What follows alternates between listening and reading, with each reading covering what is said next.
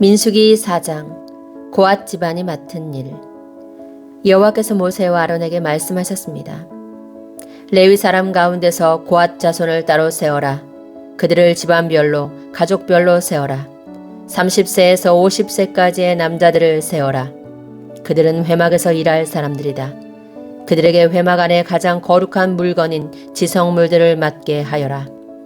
이스라엘 백성이 이동할 때 아론과 그의 아들들은 회막으로 들어가거라. 그들은 휘장을 걷어내려서 언약궤를 그 휘장으로 덮어라. 그 위에 고운 가죽으로 만든 덮개를 덮고 다시 파란색 천을 덮은 다음에 언약궤의 고리에 채를 꿰어라. 또 진설병을 놓은 상 위에도 파란색 천을 깔아라. 그리고 그 위에 접시와 향 피우는 그릇과 부어드리는 제물인 전제물을 담을 병과 잔들과 상 위에 늘 차려놓는 빵인 진설병을 올려놓아라. 그런 다음에는 그 모든 것 위에 빨간색 천을 덮어라. 그리고 그 위에 고운 가죽을 덮고 채들을 꿰어라.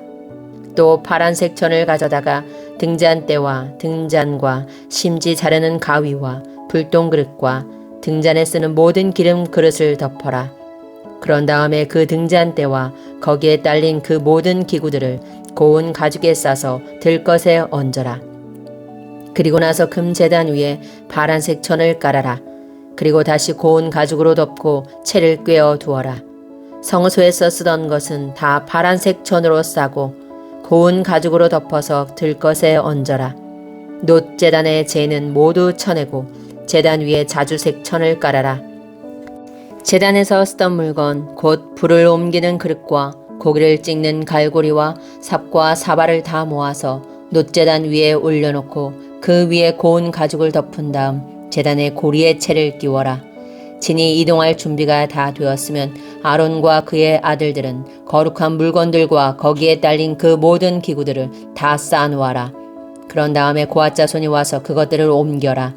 그러나 그들 역시 성물에는 손을 대지 말도록 하여라.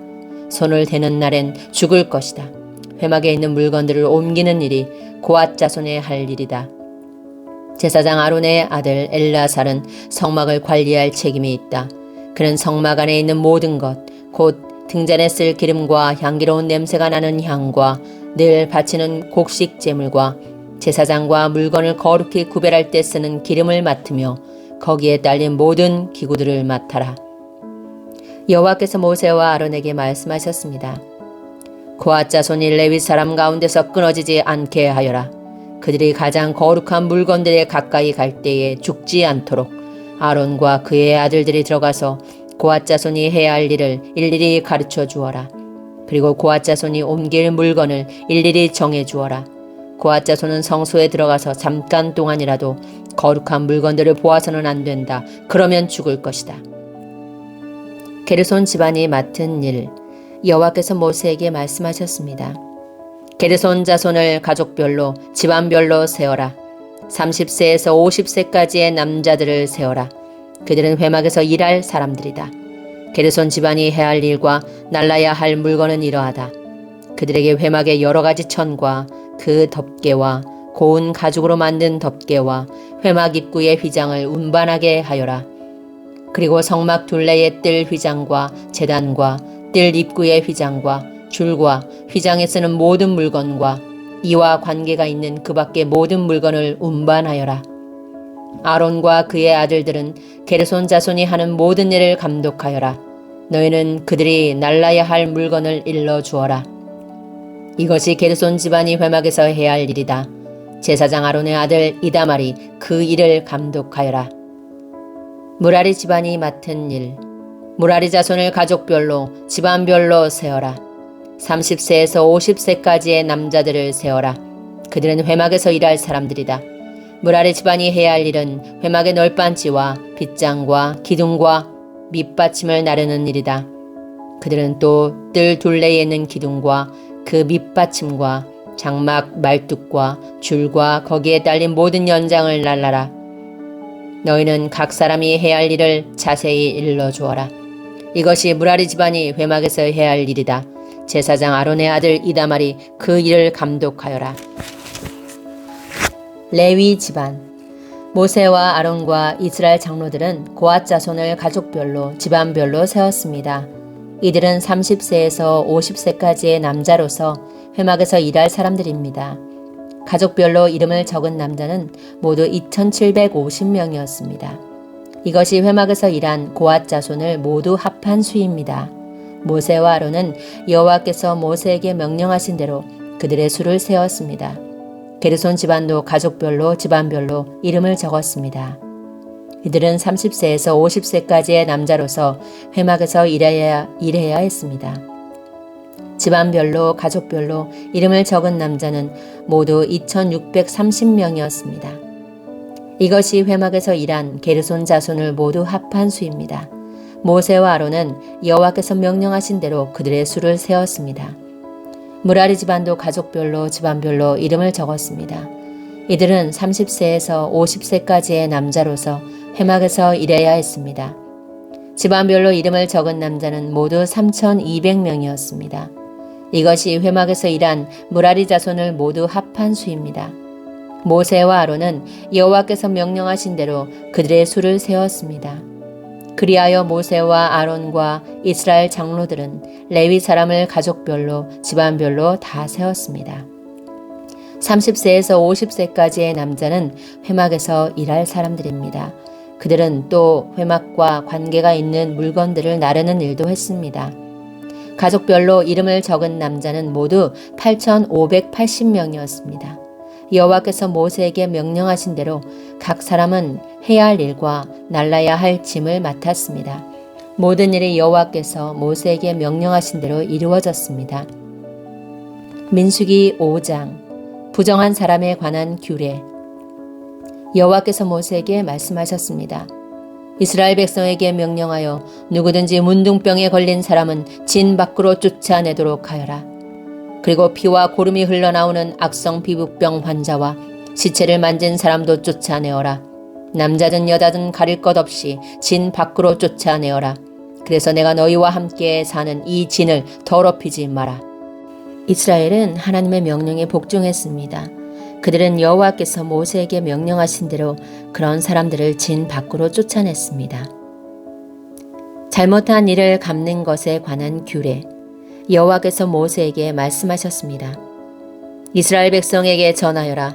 남자든 여자든 다른 사람에게 어떤 잘못을 행하여 여호와를 배반하고 죄를 저질렀을 때는 자기 잘못을 고백하고 손해를 본 사람에게 다 갚도록 하여라. 갚을 때는 5분의 1을 더해서 갚아야 한다. 만약 피해를 본 사람에게 보상을 받을 만한 가까운 친척이 없으면 잘못을 저지른 사람은 죄를 씻는 순양의 배상금을 더하여 여호와께 갚아야 하고 그 갚은 것은 제사장의 몫이 될 것이다.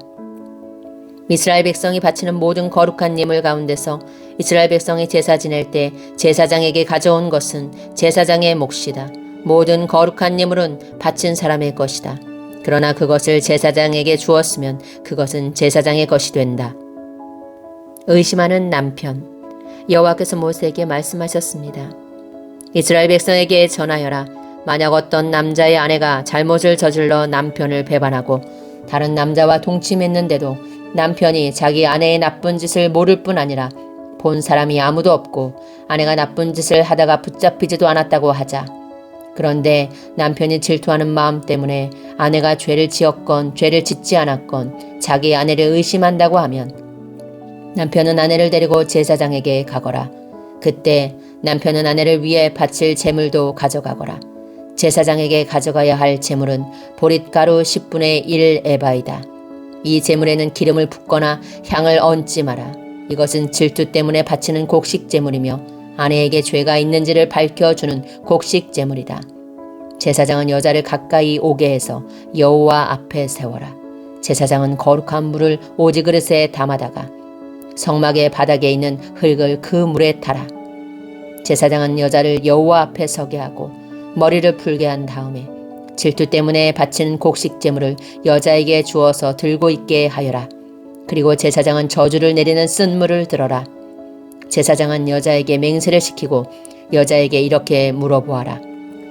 그대는 다른 남자와 동침한 일이 없는가? 그대는 남편을 배반하여 몸을 더럽힌 일이 없는가? 만약 그런 일이 없다면 저주를 내리는 이 물이 결코 그대를 해치지 못할 것이다. 그러나 만약 그대가 남편을 배반하였거나 남편 말고 다른 남자와 함께 누웠다면 이때 제사장은 여자에게 저주를 받아도 좋다는 맹세를 하게 하고 이렇게 말하여라. 여호와께서 네 넓적다리를 떨어져 나가게 하고 네 배는 부어오르게 하셔서 네 백성 가운데 본보기가 되게 하실 것이다. 그러므로 저주를 내리는 이 물이 그대의 몸에 들어가서 그대의 배를 부어오르게 할 것이고 넓적다리를 떨어져 나가게 할 것이다. 그러면 여자는 그렇게 되기를 바란다고 말해야 한다. 제사장은 이 저주를 글로 써서 그 쓴물에 담가 씻으라. 그런 다음에 제사장은 여자에게 그 저주를 내리는 물을 마시게 하여라. 그 물을 마시면 여자의 몸이 아프게 될 것이다. 제사장은 질투 때문에 바치는 곡식 제물을 여자에게서 받아서 여호와 앞에 드리고 제단으로 가져가거라. 그리고 제사장은 곡식을 한 움큼 쥐어 전체를 바쳤다는 뜻으로 그것을 제단 위에서 태워라. 그런 다음에 여자에게 그 물을 마시게 하여라. 제사장은 여자에게 물을 마시게 한 다음 여자가 몸을 더럽히지 않았는지를 살펴보아라. 만약 여자가 남편에게 죄를 지었다면 물이 몸속에 들어갔을 때에 여자의 배가 부어오를 것이고 넓적다리는 떨어져 나가게 될 것이다. 또한 백성 가운데서 저주거리가 될 것이다. 그러나 만약 여자가 몸을 더럽히지 않아서 깨끗하다면 해로운 일도 일어나지 않을 것이고 아이도 낳을 수 있을 것이다. 이것은 질투에 관한 가르침이다. 이것은 여자가 남편을 배반하고 몸을 더럽혔을 때에 지켜야 할 율법이다. 또한 남편이 자기 아내에게 질투할 때도 남편은 아내를 여호와 앞에 세워야 하며 제사장은 위에서 말한 모든 일을 해야 한다. 이것은 율법이다. 만약 남편이 옳다면 여자는 죄의 대가를 받을 것이다. 민수기 6장 나실인에 관한 규례. 여호와께서 모세에게 말씀하셨습니다. 이스라엘 백성에게 전하여라. 남자든 여자든 특별한 맹세 곧 나실인의 맹세를 해서 자기를 여호와께 헌신하기로 했다면 포도주와 독한 술을 마시지 말고 포도주나 독한 술로 만든 초도 마시지 마라. 또 포도즙도 마시지 말고 포도나 건포도도 먹지 마라. 나실인으로 살기로 맹세한 동안에는 포도나무에서 난 것은 아무것도 먹지 마라. 씨나 껍질도 먹지 마라. 나실인으로 살기로 맹세한 동안에는 머리털을 깎지 마라. 여호와께 맹세한 특별한 기간이 끝날 때까지 그는 거룩해야 하므로 머리털이 자라도록 내버려 두어라. 나실인은 여호와께 맹세한 특별한 기간에는 시체를 가까이 하지 마라. 설사 그의 아버지나 어머니나 형제나 누이가 죽었다 하더라도 그들의 시체를 만지지 마라. 만약 만지면 부정해질 것이다. 그가 하나님의 나실인이라는 표가 그의 머리에 있기 때문이다. 나실인으로 살기로 맹세한 동안에는 여호와께 거룩하게 구별된 사람이다. 만약 어떤 사람이 그의 곁에서 갑자기 죽어 어쩔 수 없이 여호와께 헌신한 그의 머리털을 더럽혔다면 몸을 깨끗하게 하는 날인 7일 뒤에 머리를 모두 깎아라. 그리고 8일째 날 산비둘기 2마리나 집비둘기 새끼 2마리를 회막 입구에 있는 제사장에게 가져가거라. 제사장은 그 가운데 한 마리를 죄를 씻는 제물인 속죄 제물로 바치고 나머지 한 마리는 태워드리는 제물인 번제물로 바쳐라. 그렇게 해서 죄를 씻는 예식을 행하여라. 그가 시체를 가까이 했기 때문에 죄가 있느니라. 바로 그날 그는 자기 머리를 거룩히 구별하기로 다시 맹세하여라. 그리고 다시 특별한 기간을 정해서 자기를 여호와께 바치고 1년 된 순양을 가져와서 허물을 씻는 속건제로 바쳐라. 그 전까지의 기간은 무효이다. 그것은 그가 그 기간 동안에 부정해졌기 때문이다. 나실인의 규례는 이러하다. 맹세한 기간이 끝나면 회막 입구로 가서 거기에서 여호와께 제물을 바쳐라. 흠 없는 1년 된 순양을 번제물로 바치고 흠 없는 1년 된 암양을 속죄 제물로 바쳐라. 그리고 흠 없는 순양 한 마리를 화목 제물로 바쳐라. 그 밖에도 누룩을 넣지 않고 기름을 섞어 만든 빵과 누룩을 넣지 않고 기름을 발라 만든 과자를 가져와서 곡식 제물과 부어드리는 제물인 전제물과 함께 바쳐라. 제사장은 이 제물들을 여호와 앞에 가져와서 죄를 씻는 제사인 속죄제와 태워드리는 제사인 번제로 바쳐라. 그런 다음에 순양을 잡아 여호와께 화목제물로 바치며 그때에 누룩을 넣지 않은 빵인 무교병 한 광주리를 함께 바쳐라. 그리고 곡식 제물과 전제물도 바쳐라. 나시린은 회막 입구로 가서 그가 바친 머리털을 밀고 그 머리털을 화목제물 밑에서 타고 있는 불에 올려놓아라. 나시린이 머리를 모두 민 뒤에 제사장은 순양의 삶은 어깨 고기와 광주리에 들어있는 누룩을 넣지 않은 빵과 과자를 하나씩 나시린에게 주어서 손에 들고 있게 하여라. 그런 다음에 제사장은 그것들을 여호와 앞에 흔들어 바치는 제사인 유제로 드려라. 그것들은 거룩한 제물로서 제사장의 몫이다. 또 흔들어 바친 순양의 가슴 고기와 높이 들어올려 바친 넓적다리 고기도 제사장의 몫이다. 그런 다음에야 나시린은 포도주를 마실 수 있다. 이것은 나시린에 관한 율법이다. 누구든지 여호와께 자신을 구별하여 나시린이 되기로 예물을 드린 자는 이외에도 힘이 미치는 대로 하고 그가 맹세한 대로 자신을 구별한 법을 따르라. 제사장의 축복. 여호와께서 모세에게 말씀하셨습니다. 아론과 그의 아들들에게 전하여라. 너희는 이스라엘 백성에게 이렇게 복을 빌어주어라. 여호와께서 너에게 복을 내리시고 너를 지켜주시고 여호와께서 너에게 자비를 베푸시며 너에게 은혜를 내려주시기를 빈다. 여호와께서 너를 내려다보시고 너에게 평화를 주시기를 빈다. 아론과 그의 아들들이 내 이름으로 이스라엘 백성에게 복을 빌어주면 내가 그들에게 복을 내릴 것이다.